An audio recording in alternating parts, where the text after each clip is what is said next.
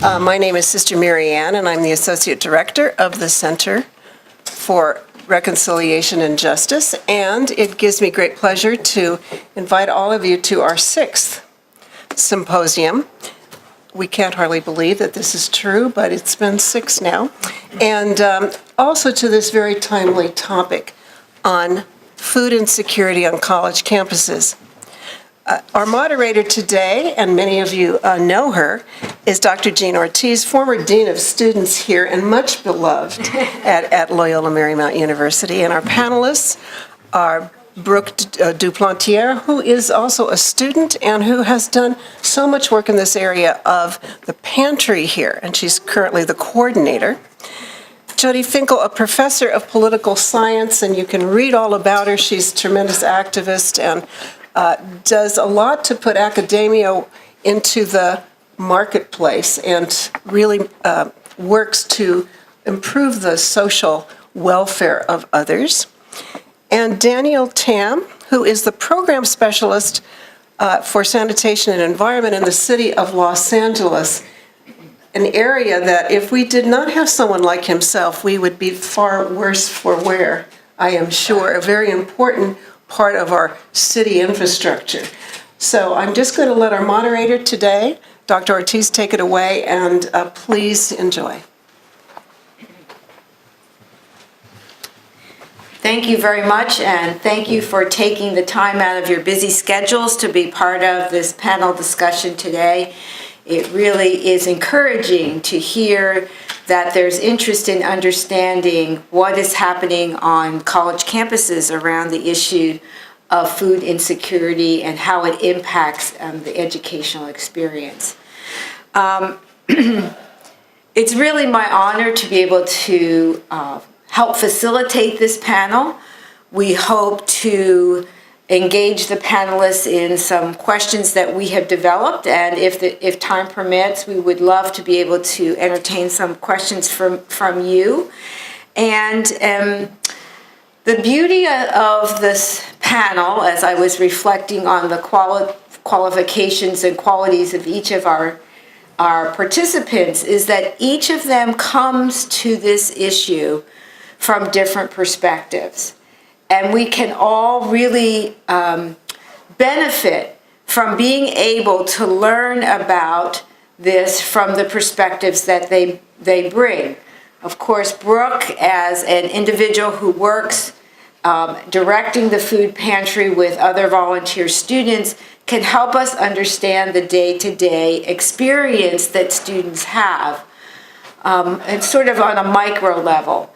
On a more macro level, Jodi, I believe, will help us understand what I would consider the social structural causes that impact and should be addressed to help alleviate the need for food insecurity to start off with. And then finally, Dan will be talking about the efforts that the city is making to help us find new and creative ways for food issues to be addressed within the community. When I was meeting with Leslie to help develop the questions, Leslie asked me a question, and she said, "How did you come to this?"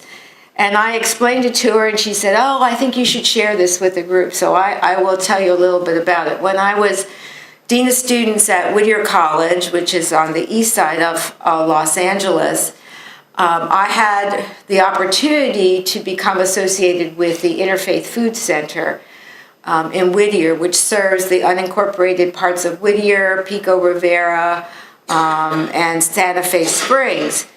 And the Interfaith Food Center was basically started by a group of local pastors who recognized that in those areas there was a huge need for families to have adequate, nutritious food. I came to it because I was very interested in the area of child nutrition and the impact that food has on academic performance and overall well-being. Well, over the years of my involvement, I was eventually able to move into a leadership role as the president of the board of the Interfaith Food Center.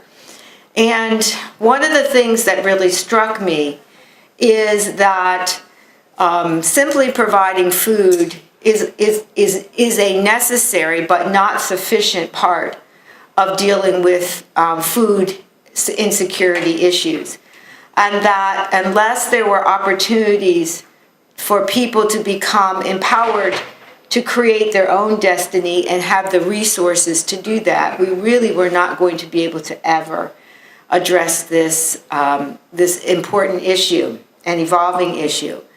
And so over the years, working with the Interfaith Food Center, we were able to engage other social service agencies to bring services to the center so that issues such as housing, employment, mental health, physical health, early childhood education, nutrition education, all became part of the wraparound, as it's often called, services provided by what started out as a simple food distribution center. And over the years, it was very interesting to see the number of clients who were able to secure employment and were able to better able to take care of the needs of their families. So I think there's lots of approaches and lots of solutions, and this is a good way for us to begin our conversation today. So what I would like to do, first of all, is to ask each of our panelists how they developed their own interest around the issues of food insecurity. Hi, everyone. Yes, okay. Hi, everyone. Like Dr. Ortiz said, my name's Brooke. I'm actually from New Orleans, and that's kind of where the story of food insecurity started for me. My family has been impacted by 2 hurricanes throughout my life, and we're a rather middle-class family. Never had to struggle with food before that. Never had to question where food was going to come from. Hurricane Katrina was the first time my family fell into the category of food insecurity, and it was completely outside of our hands and our means.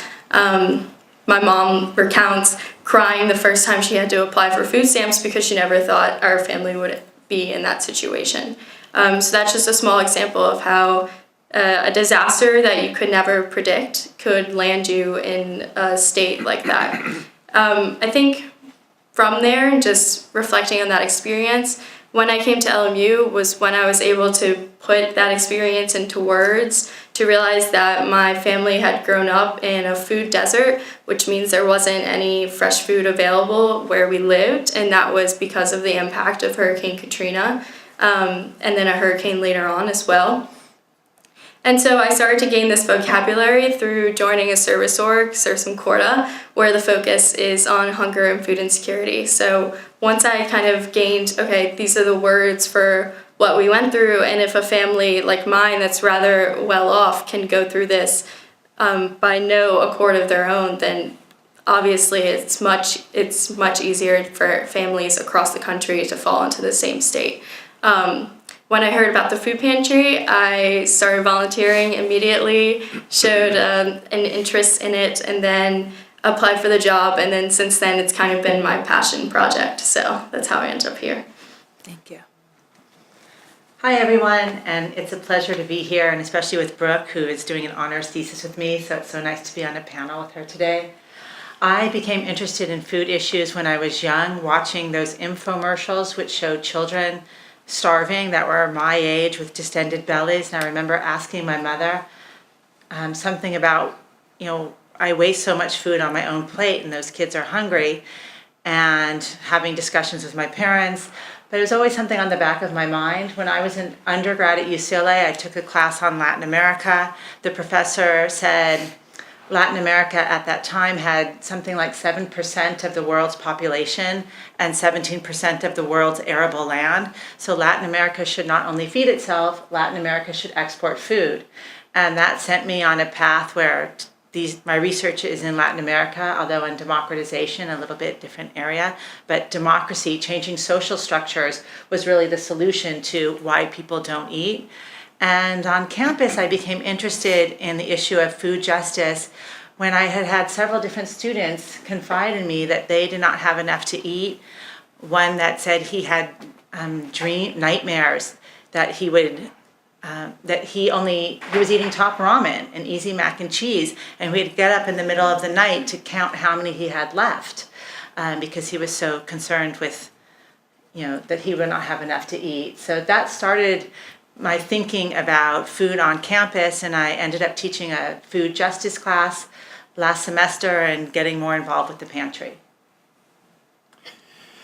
Thank you. I'm Daniel Tamm with LA Sanitation and Environment, and thank you for the invitation. I really appreciate it.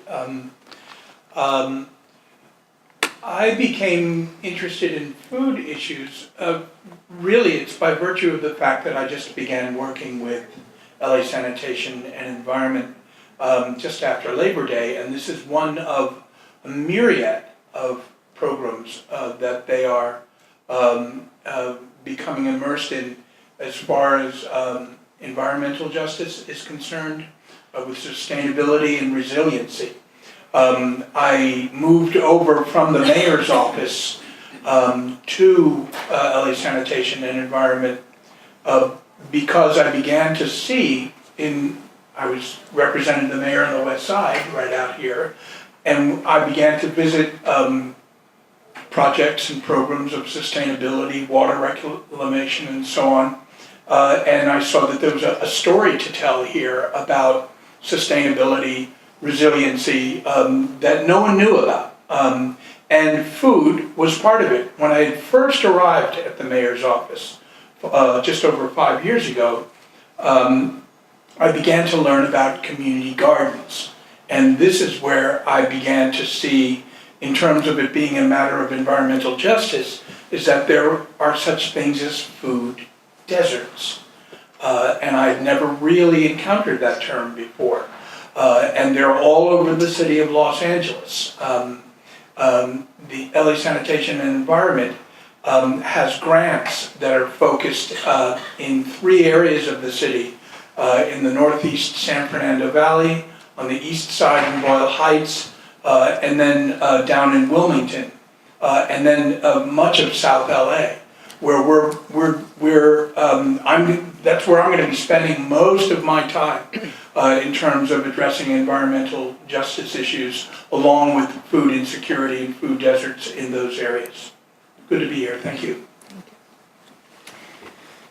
Some observers critique food pantries and food banks as band-aid approaches to the larger structural issues of hunger. What is your perspective on this critique? I'll take that. I'm right behind you. Well, food banks do serve short-term emergency situations. So in a period of a short-term crisis where an individual or a family is unable to purchase food, a food bank is a necessary institutional structure to assist them. But in the long run, I would argue that food banks undermine attempts to address the long-term structural causes of hunger. And I'm going to do a little tangent here, if you don't mind, but one of the things I did want to mention is we talk about hunger in the United States, and the problem is hunger, the problem is not enough food, and so the solution is to give away food, and you can give away food through a food bank. In the United Kingdom, they talk about hunger as food poverty. And the problem isn't not enough food. The problem is inability to purchase food. So the solution is not to give away food. The solution is instead to assist people to be able to purchase food. And that means addressing poverty, increasing minimum wage, affordable housing, universal health care. So what we need to be thinking about is to overcome poverty rather than to give away food. In the United States, as we've focused on food banks, what this means is that the food banks are seeking to give away food, and then they rate their success on how much food they give away. So by increasing the volume of food they give away, having bigger warehouses, they find themselves to be more successful. And instead, what these food banks should be doing is advocacy. So taking a portion of their total budget and using it to press for higher wages, better labor conditions, universal health care. Apparently 40% of Americans that use food banks are using them because they're in medical debt. So universal health care would eliminate that need for using a food bank. And as I see the role of food banks, they've become a long-term element that undermine any real attempt to address the problems of actual poverty, which is why people are hungry in our country. Do you want to add? Yeah, just to tag on to that just a little bit, it's a larger issue, isn't it? I mean, there's this wonderful story that we hear of where someone's sitting lying in a field and next to a river, and down the river comes someone who's flailing in the water, and they're drowning, and they run in, they swim out as quickly as they can, and they grab the person, they bring them to shore, and they save them. And then someone else comes and they're flailing as well, and they're drowning, and they run out and they swim out as quickly as they can, and then pull them in. And then the person who's been doing the saving has a realization. There's something going on up the river. I'm not going to just keep going in here getting this one person at a time. Something's happening up the river that's causing these people to fall in. So I'm going to go up the river and I'm going to address this issue. So along the lines of what you were saying, it is an overall justice issue in terms of poverty. Churches, synagogues, mosques are very proud, and rightfully so, of feeding programs that they have for people experiencing homelessness. But as long as that, just like the food bank concept, but if you're not introducing other services for those people experiencing homelessness, nothing's going to change. Folks are just going to keep showing up and getting fed, and thank God, and God bless them for doing so. But why not introduce other services as well? Maybe bring someone from LA Housing, LA County Homelessness Services Authority to come get that, build relationships and introduce people into the coordinated entry system to get them into housing. And even that is not ultimately the answer, but it's at least changing the situation as far as the status quo of homelessness is concerned. And then to just kind of bring it back to LMU and talking about the structure of the university, food insecurity among students isn't a new issue. I had an alum reach out to me and say, I'm so happy we have a food pantry now. It's just only 2 years old. When I was going to school there, I really could have used a food pantry like this. So it just shows that it has been an issue and will continue to be an issue of food insecurity. And the question is, as a university, where do we allocate funds? Where do we draw attention to different resources that are needed? The food pantry is a short-term, immediate relief resource. We know that, and we say that, and we ask students to take for maybe 2 days max of what they might need when they visit the pantry. However, there needs to be more of a conversation in the first place that this is an issue. A lot of people at LMU are like, well, why do we need a food pantry? I didn't know that existed. And the answer is we have a great need for a food pantry, and we need more resources. The food pantry is basically the only thing we can tell students right now to go to get food. And in terms of long-term solutions, we have basically none. So yes, it's short-term, but in my perspective, it's the great start to starting a conversation about what needs to be done on our campus and to draw attention to students who are suffering from food insecurity but might not be suffering in other areas economically, or maybe their family isn't food insecure, but now they're independent from their family and they are food insecure. So there's just many different types of students who are experiencing this. Myself, I would be in a state of food insecurity if I wasn't an RA where I get a free meal plan. So there's different circumstances for students, and obviously we have so many diverse students that I'm just going to say again, more resources are kind of needed for them. Seems like telling that story is an important part of helping people understand the day-to-day reality of what is going on. And that's a good segue to my next question.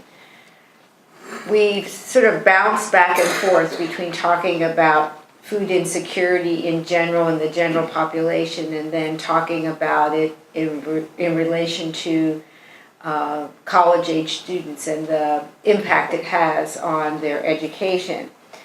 So both from a micro and a macro perspective, what actions can the university take to address hunger on our campus?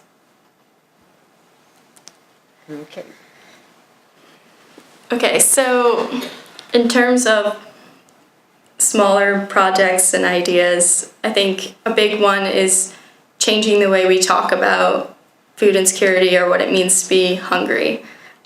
Students on this campus all the time will joke about or just mention that they've only eaten one meal that day, whether it's because they have financial need or because they're so busy and it's not a priority, or for many reasons. Or we'll say like things like, oh, I'm starving, and brush over it. But the real question is, why have you only eaten one meal today? And did you know there's a food pantry on campus if you need food, right? So changing that conversation to, not blow off things that may seem small in the long run aren't. And there's still a lot of stigma towards using the food pantry and getting help, which is why the food pantry is anonymous in the first place.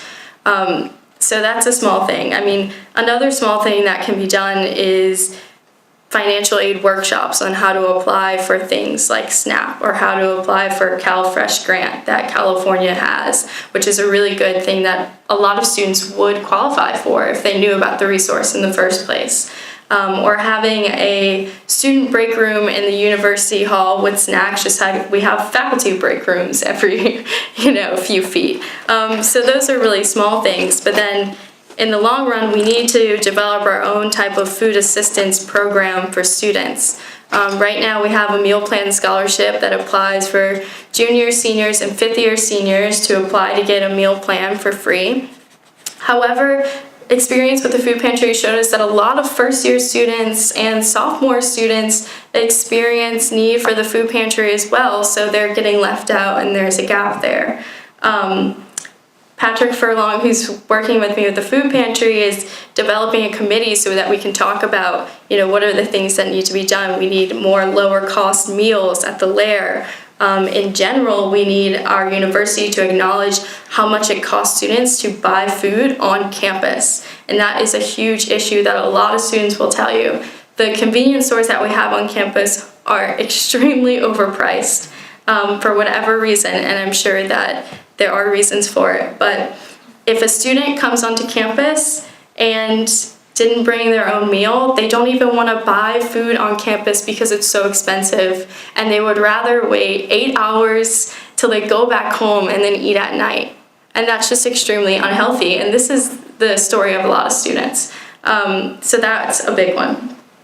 Another thing is autonomy for students to be able to shop on their own. So if we had a system where students were able to apply to get gift cards, or if we had a system set up with a discount at a local grocery store or something where they get a discount on a meal, now students that have more dietary restrictions or stuff have autonomy in buying their own food, can buy fresh food and things rather than just use the non-perishables that are in the pantry. So those are just a few options. I may have gone off on a tangent there. Thank you. I'm going to talk about different solutions, some solutions with regard to the pantry, and then larger solutions of advocacy, and then allocation of resources at LMU. So first with regard to the pantry, and we've tried to do a few of these things, but one would be, how do we get more protein and more fruits and vegetables in the pantry rather than things like granola bars or salty, sugary things that you can hold for months in the well, they go quickly, but still. And so one idea was, that the departments could In the month of February, political science would do tuna, and another department would do cans of chicken. Or if we can get to the point of allowing to have apples and bananas, that different departments would adopt the pantry and supply items for that month, and those would be available. So that's one thing. But the second thing is just advocacy at the larger level, because we've mentioned SNAP, so food aid, food stamps, but it can be difficult for students to access that. So as one student told me, that you have to be looking for work full-time in order to access food aid, but as a full-time student, you're not looking for full-time employment. So if you're not looking for full-time employment, you don't qualify. And if you think about the millions of young people that are students from community college, state schools, universities, private, public, across the US, I mean, SNAP is a federal program, then this should be a pressure point of millions of students pressuring their leaders to make SNAP available to students who are employed full-time as students rather than seeking employment. And the last one is how we spend resources at LMU. And whether it's the flowers at an event, so many times I'm at an event and I think to myself, how much did all these flowers cost? What I would really like is in the centerpiece, put 20 cans of tuna and a lovely little pyramid, and then a little sign. In lieu of flowers, these will all be donated to the food pantry. Or every time I get another glossy magazine from LMU or from one of the departments, I think to myself, how much did this cost? Couldn't I have received an email? And couldn't this go to pay for student breakfast? And maybe it's something of starting that Tuesdays and Thursdays we've got free breakfast. Well, it's not solving the problem, it's making it part of the university's mission to provide a healthy meal so that everyone would be able to perform at their best. I have one idea that I might be able to share with you as far as this is concerned. The City of Los Angeles, LA Sanitation and Environment has a program called Recicla. Obviously it's a recycling program. It's set up for businesses, apartment houses, large institutions. We put out, we've just got, these are hot off the press, where we're letting food establishments know that it's okay to donate food, that it is legal. Donate food, it's legal.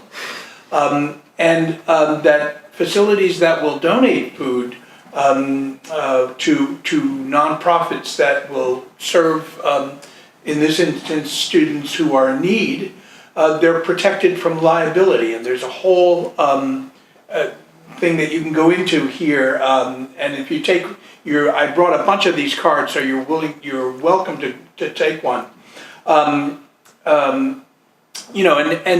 food donations are a key element of LA San and Environment's recycling program.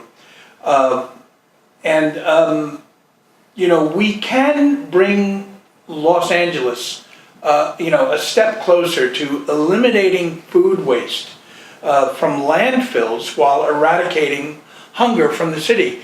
This is how LA Sanitation and Environment got into all of this, was because of our landfills.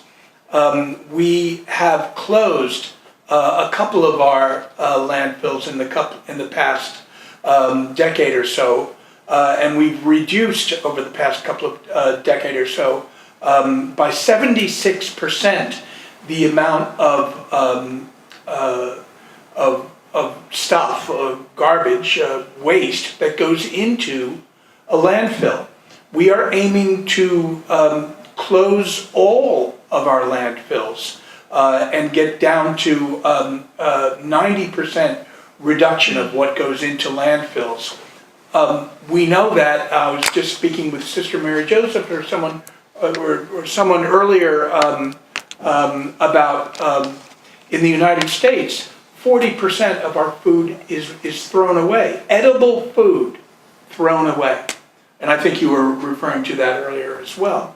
So we have a zero waste program, which is about reducing what goes into the landfill.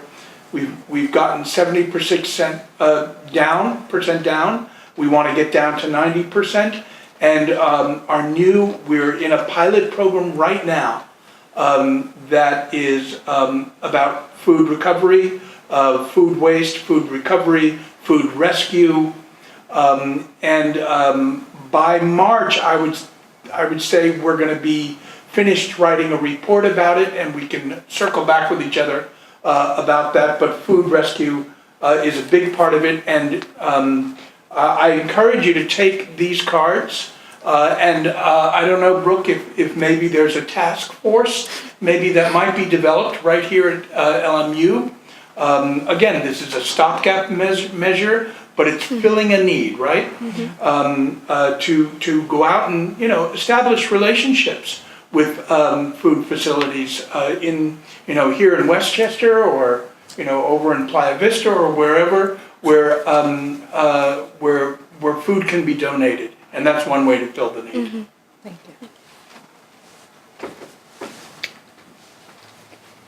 Thank you.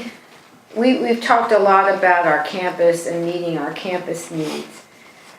I'd like to ask our panelists, thinking beyond the campus from a public policy perspective, what role should LMU faculty, staff, and students play on a larger public policy, in a larger public policy arena, to help ensure that university students have the resources to pursue their education without having to make difficult choices between food, books, transportation, housing, and other necessities? Sure. Well, I just began to describe an effort at LA Sanitation and Environment as far as eliminating food waste. Los Angeles is a major population center, obviously, and we want to be leaders in changing that reality of 40% food waste. It's obviously it's going to help in terms of our landfill issue, but fill a critical need in terms of the needs of people who are hungry. We are working with National Resources Defense Council, NRDC, in a program called Food Matters. So I know this was a policy question that you were asking, but this is our policy. This is policy that we've been studying and we're working on, and we're working on it as it goes. I attend organics meetings periodically at LA Santa and Environment, where this is being thrashed out, on a daily basis of how best to meet this need. But obviously, preventing food from going to waste in the first place, and providing wholesome foods for people in need offers a practical, low-cost solution while also keeping food out of landfills. So with NRDC as our partners, we're collaborating with them along with community stakeholders. This is going to be a major, and this might be where LMU students can be involved in terms of the collaboration with community stakeholders, in terms of the education of the community, because unless the community is educated, they'll just keep doing what they do,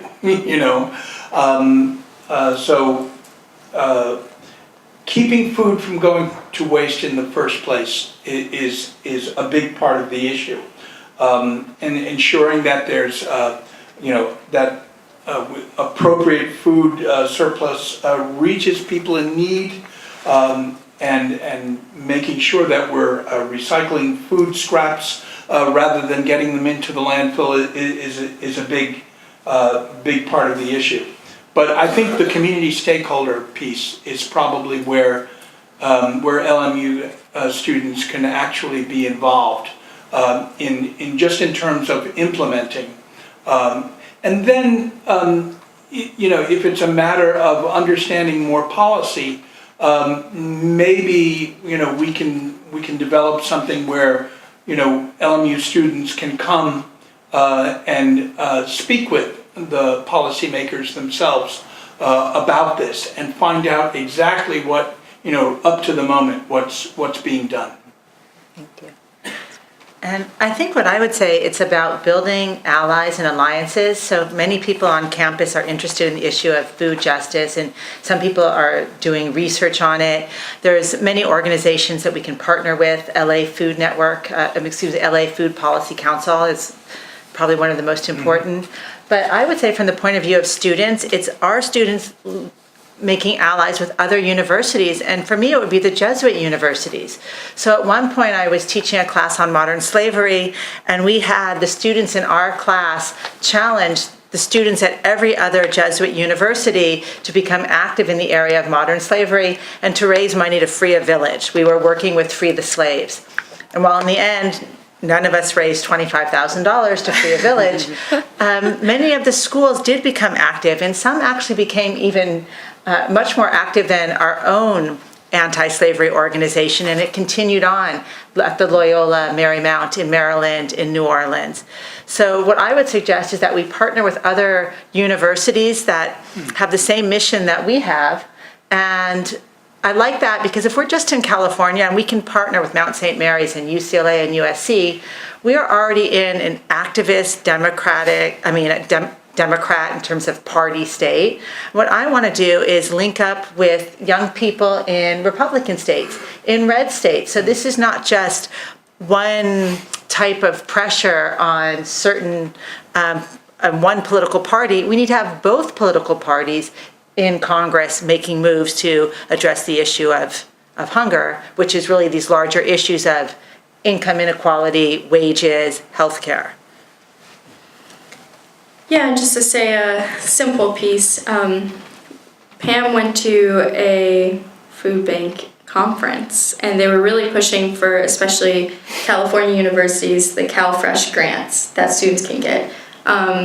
You can be a part-time worker, and a lot of students qualify for this without having any knowledge that it exists. And they give you almost $200 a month to buy groceries, to buy food. So just very, simply, if our faculty and more resources had knowledge of this resource and knew what students would be eligible for it, and then encourage them to apply, that would already make a huge difference, because that's there. And then in terms of keeping up with the policies that fund things like SNAP or fund things like CalFresh, and really making students aware that there are other levels of people who are working on this issue that eventually gets down to you having money to buy food. The system is so huge, and we have limited classes on food policy and things like that.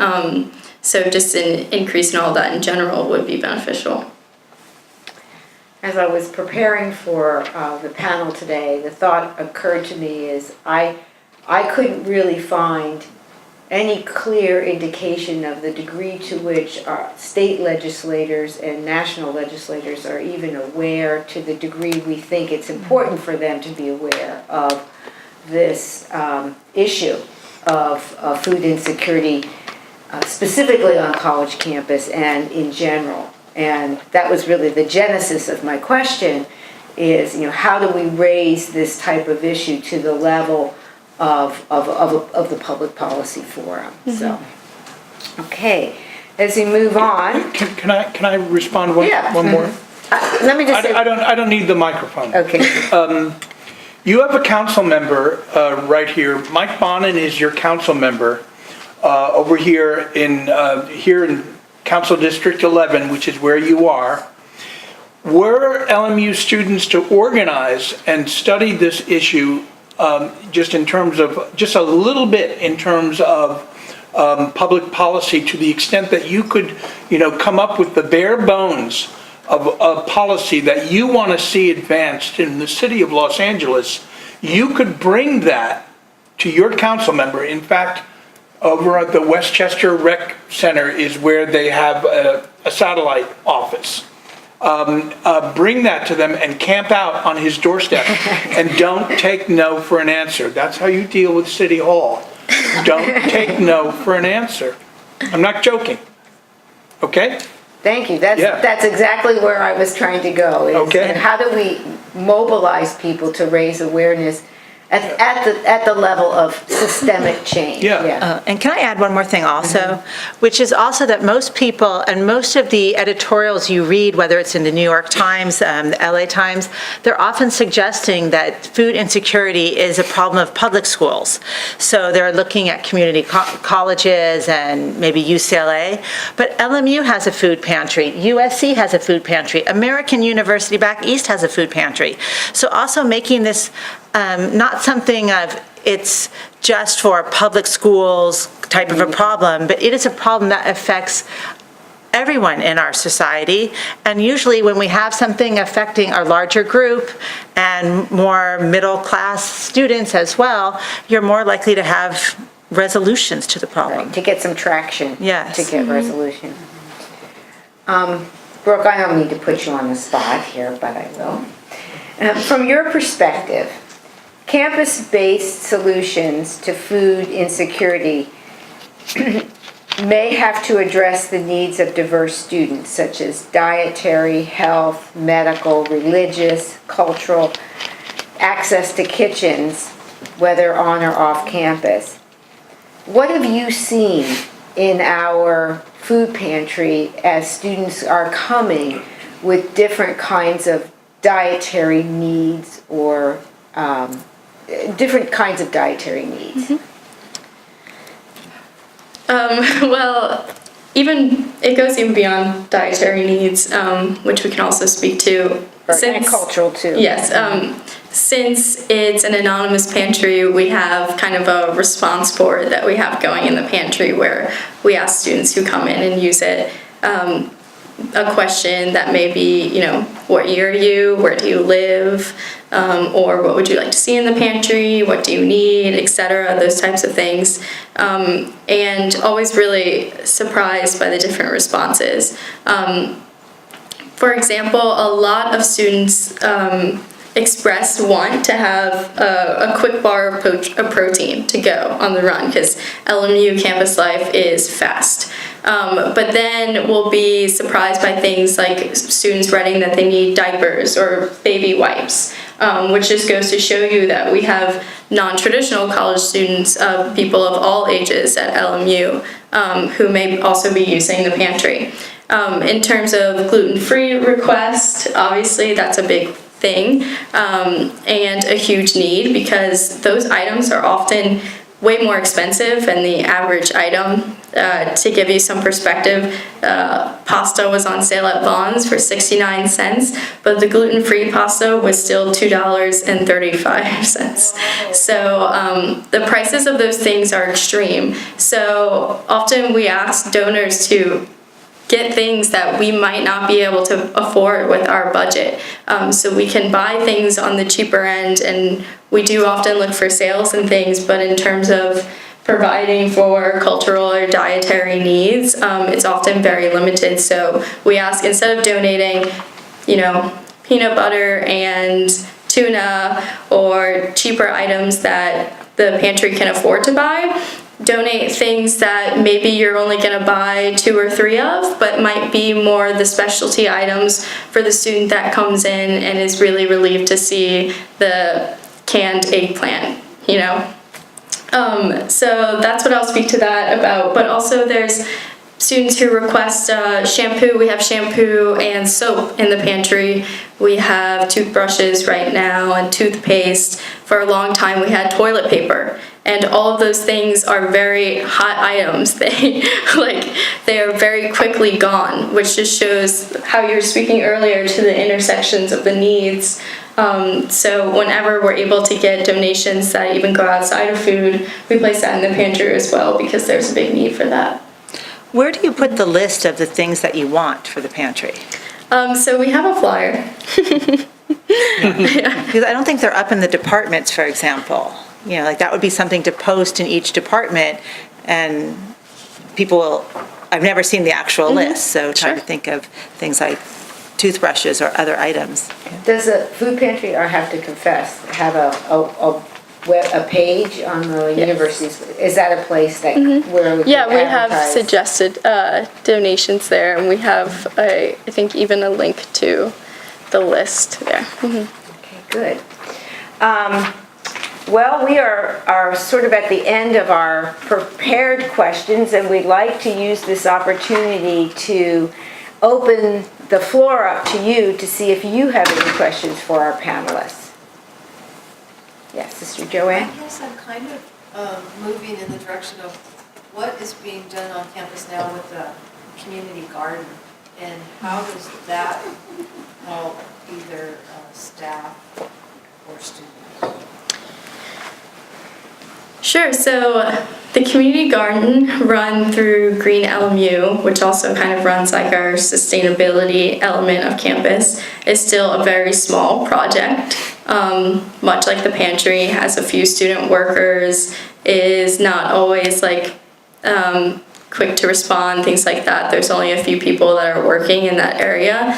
And then to get a plot in the pantry, in the garden is a different thing by itself. So some classes have plots where they grow food. I reached out as a food pantry worker to ask if we can have plots to start thinking about a new initiative of growing food for our students.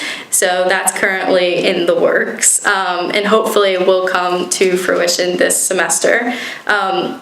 However, I am going to keep this relationship with the pantry, the garden, hopefully, so that more of the food that is grown can be given to students in some way. It will have to be moved, unfortunately, by this semester because they're doing construction where the community garden is now, but it will be behind Tendrick, which is actually a sustainable living community for sophomores. And so I hope that that will actually encourage students to be more actively involved with community garden because it will be in the face of students who care about things like that. And then that's where I'm going to reach out to try to continue that relationship between the pantry and the food garden, and the community garden. And I hope that will continue to grow. Yeah, well, we had another plan which didn't totally evolve in our class last year, but our plan was to crock pot. And I have now done this with the hunger panel, but our idea, we have these huge crock pots in political science, was to throw in proteins, vegetarian, lentils, beans, rice, some vegetables from the garden, make something yummy, and then give people samples during lunch, and then let students know, if you want to make this for yourself, if you go to the food pantry, you can get a bag, and it would have 1 cup of the lentils and 1 cup of the rice, whatever was required for making this at home, and then you go home. Well, we had other plans for how we would give away some small personal crock pots, which are usually $15. And the idea is that students would then be able to make for themselves these very inexpensive meals that last for 3 days and are protein rich. So we did actually do a little crock potting at a hunger panel last fall, but we have a ways to go before. The idea was to use one of the dorms, and they have kitchens, and let it just cook for 24 hours, serve it at lunch. So hopefully this will be reinvigorated and we'll start that up again. Yeah. Oh, I'm sorry. Yeah, just a quick note. Just as a resiliency issue and a justice issue, to be able to frame that for the people who make these decisions at the university along these lines, that it's it's not just about like we're going to grow some vegetables, just have the experience of growing vegetables.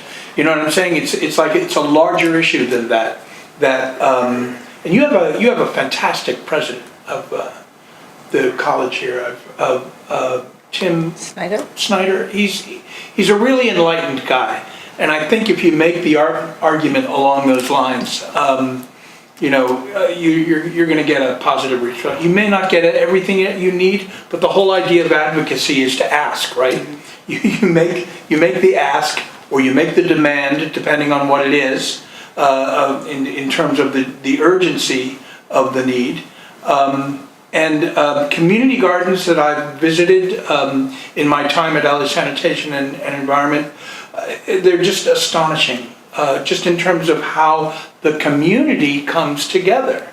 So in terms of bringing the community of LMU together to respond to a need, this is a marvelous community building, and it's a spiritual act as well, just in terms of responding to people's needs. Pam? I don't know what I have. So many things.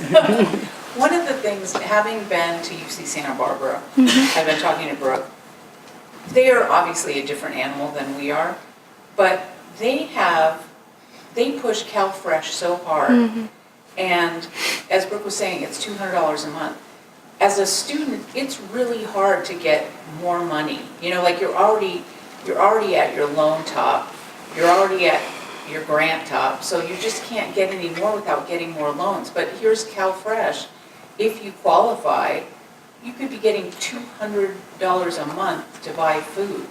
UC Santa Barbara, there's a little grocery store in Goleta. Their sales went up by $200,000 in 1 year because of the amount of students that got CalFresh. So they have a whole program where, we were tabling for service orgs. They tabled for CalFresh. So they had work study students that were specifically CalFresh advocates that helped students that even consider it and then apply for it, and it was making a huge difference. So that's, it's not a food pantry, it's a little bit of help in a different kind of way, but it's available from the state, and it just seems like we're missing the boat on that. I agree.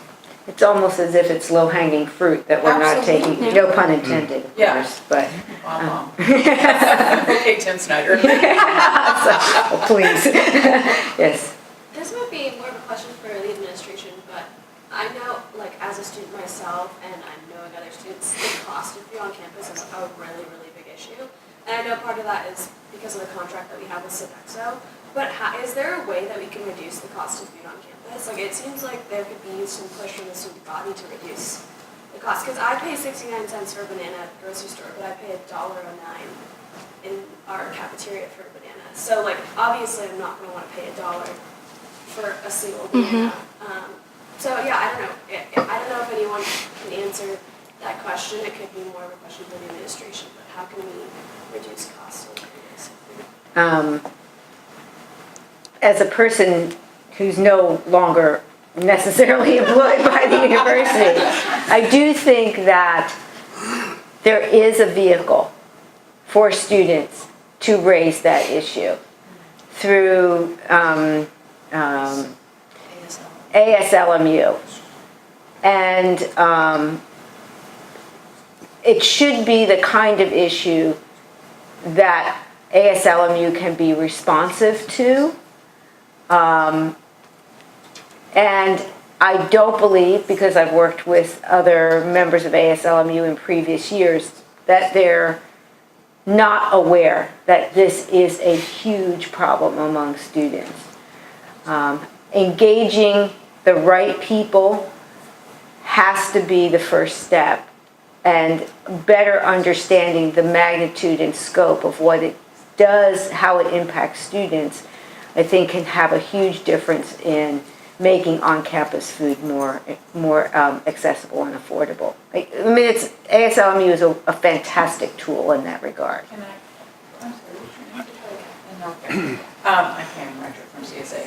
One of the things that we're trying to do is trying to get, like, we can't get Sodexo to reduce the price of everything they sell, but we're trying to get them to have like a budget meal at every venue for every meal.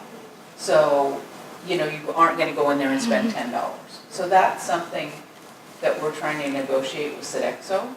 And I think if that's a situation, like if we can't get them to do that, then there could be some agitation around that. Because that's just ridiculous. You should be able to get a meal at a price point in every venue that people can afford. Because it's, $10 a meal times 3 meals a day is $30. That's crazy. Yeah, and I mean, the current way that we get around high prices at C-stores is telling the people with a ton of meal plan money to buy the items at the C-store and donate it to the food pantry. And at the end of the last semester, the food pantry looked more like the C-store than anything else. And I think if a Sodexo employee walked in there and saw, it's very powerful to see, because it's like students can't afford this when it's on your shelf.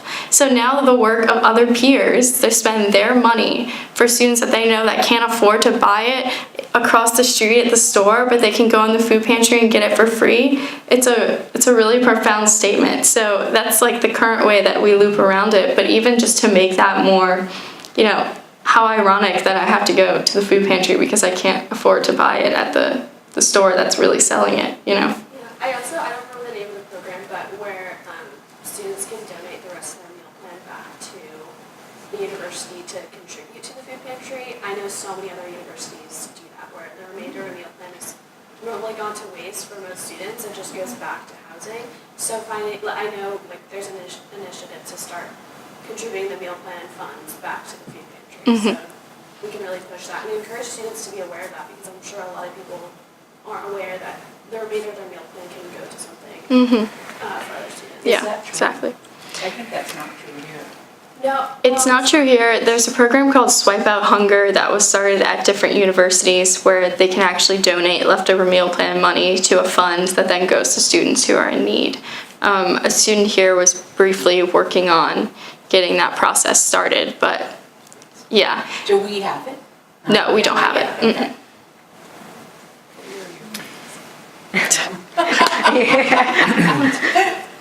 Yes. One comment on that. I think that's a great question.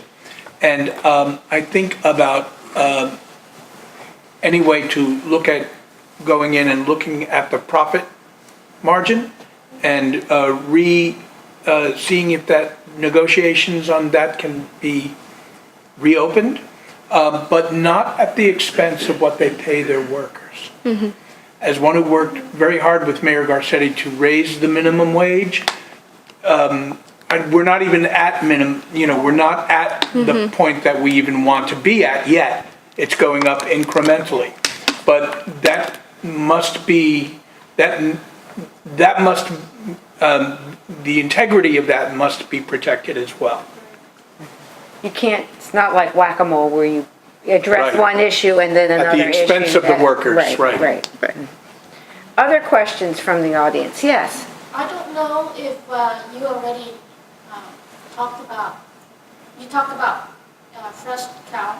CalFresh. CalFresh, which is you apply for the federal California food for student. I was wondering, or I don't know if you already addressed that, can the school, LMU, grant scholarship? We have scholarship for education. Why not for food? Well, they do get a meal plan. Right, exactly. So I mentioned this before, but the meal plan scholarship, I think the deadline is each November of the year, which means if you found yourself in a situation this semester, the deadline has already passed, so it comes around pretty quick. For juniors, seniors, fifth-year seniors who are on campus or commuting, and it's great. You have to be taking at least 12 units, and you have to have a GPA of at least 2.0. And also they give to students who are receiving more financial aid in the first place. So there is a limit to that. But exactly, that's the type of thing that you would be looking to expand, or because of the situation of the meal plan on campus where you get a certain amount, but a lot of students run out of that. It doesn't do the full year's justice. A lot of students have to use the pantry after they've run out of their meal plan money because of the high prices on campus. So again, exactly like we're saying, more resources or a fund to give students more autonomy in even shopping off campus and not just having the meal plan scholarship on campus. Yeah. I believe It doesn't, what they're given, like if you get a scholarship plus you get a meal plan, it doesn't feed you for the whole year. Like, it's not, it's like if this is the help that would feed you for the whole year, it's a little bit less than that, so they start out behind. Yeah, and I mean, just the prices of the meal plan in general. When I entered as a freshman, to get the cheapest meal plan was $2,000. And now if you're entering as a freshman, to get the cheapest meal plan is $3,200. So that's an extreme spike just in 4 years. Yeah. Isn't that how much food has gone up? Basically, yeah, but Labor. There was a question. $3,200 is the cheapest? Mhm. Dang. for a year. Patrick? Yeah, it's a two-pronged question, I guess, for Brooke and Jodi. I mean, Brooke, I'd be curious from a student perspective, where you see opportunities to kind of inspire your peers to advocate specifically for these issues on campus. And then Jodi, I think you have a historical perspective, and I'd be curious how successful you see efforts on campus around advocacy when we're going to the administration or other areas. What's the best road for students?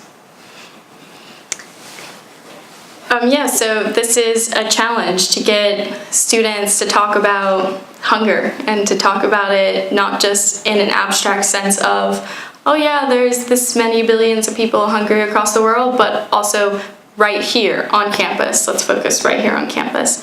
Even within my service org, it's a huge problem that we have, that students are not informed about the issue totally, and then they're not passionate about it for some reason. So creating that passion is, a process, but I think it starts with making it more casual to speak about, like students saying, yes, I've only eaten one meal today. It's because I didn't want to buy the $7 meal and, the layer, or, creating that conversation of like, this is an actual problem that's just as big as something like mental health, which we've seen, in new conversations, in new initiatives, in, LMU Cares pamphlets and things like that. This should be that level of concern.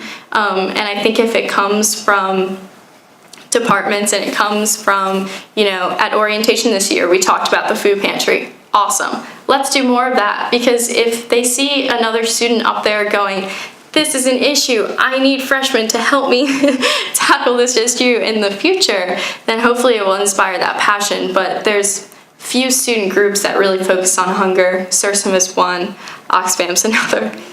I'm in both.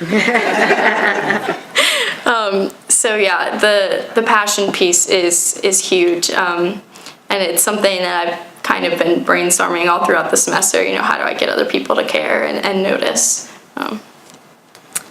And as for how to get the administration to listen, I would have to say the administration greatly cares about the reputation of the university in the public eye.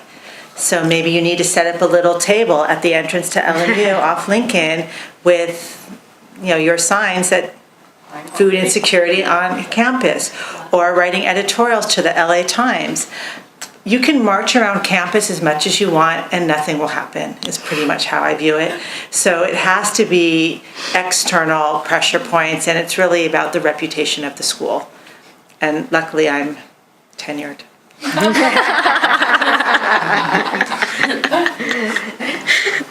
And on that note, I'll ask if there are any other questions. From the non-tenured.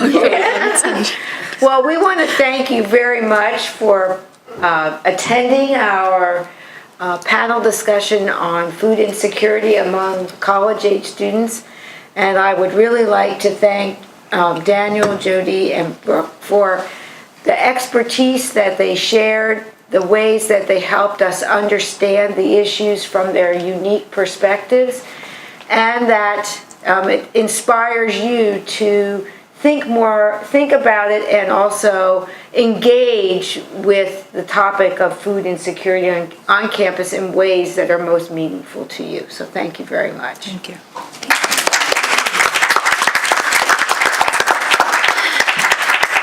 And I want to say thank you very much on behalf of the CSJ Center for bringing this unfinished topic to the foreground, and in such a complete and thorough way, giving us many ideas about how we might move this forward. And it certainly does inspire some ideas in my own head in terms of the CSJ Center for Reconciliation and Justice on how we might work with students and some of the organizations that are furthering this to keep moving this type of thing forward. So thank you for that.